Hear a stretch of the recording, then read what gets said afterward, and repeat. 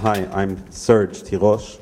Very nice to have you here. Thank you for coming. A lot of the discourse today was about the knowledge discourse. I think one area we didn't touch on, you mentioned the commodity discourse of art, and in the context of photography and video, so far the commercial value of photography and video has been limited. Thomas Struth, Bill Viola, they're perhaps the most expensive artists in their respective mediums, but none of them has achieved over $1 million at auction, say. And art, painting and sculpture, as we know, have both exceeded $100 million at auction. And I wonder, as people who are very influential in both the knowledge discourse and the commercial discourse, whether you're aware of it or not, what your view is on the potential appreciation of photography and video. Wow. I don't think that this appreciation, we have to value in terms of market, you know. Even if I'm not naive, I know that this is very important, but Bill Viola, Doug Eichen, you know, all those artists that you mentioned.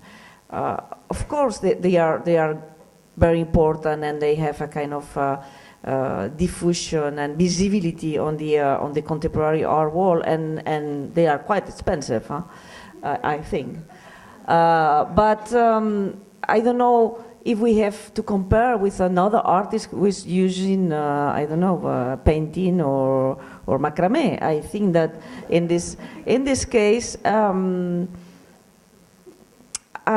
not familiar with the idea of really giving importance to an artist because he has had a huge rate in the auctions.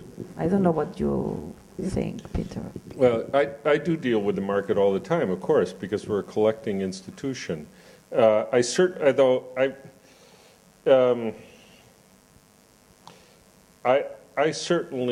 can tell you that I and the colleagues that I know in the work museum that I work in and in other museums that deal with contemporary art, we deal with the market. Obviously, it's a reality, but the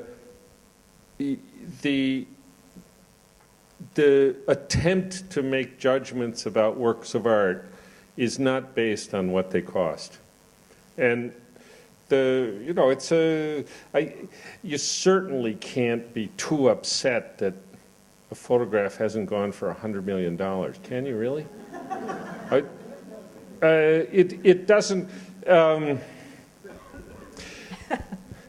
A lot of artists. It now means a lot of artists who used to survive by waiting tables or teaching or something else like that can now live on selling their work. I think that it's hard to complain about that. I think that's terrific for those artists. But there's never going to be a situation where the commercial market is just. Even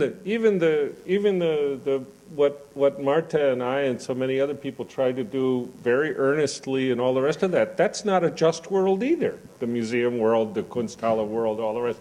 There's no such thing about justice in art. But is it bad? No, but it isn't. Everybody. There are a lot of people who try to serve an impersonal ideal. I think that's and do their best to try to do it, and I think that's terrific. But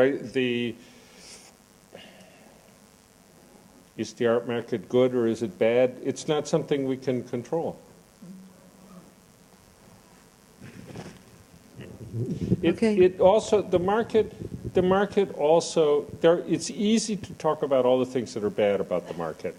The market does a lot of things besides enabling some people to make a living, and one of it is that it certainly aids the circulation of work. A lot more pictures are works of art are And the production. potentially And the production. available to be seen by a lot more different kinds of people than if there was no market for them.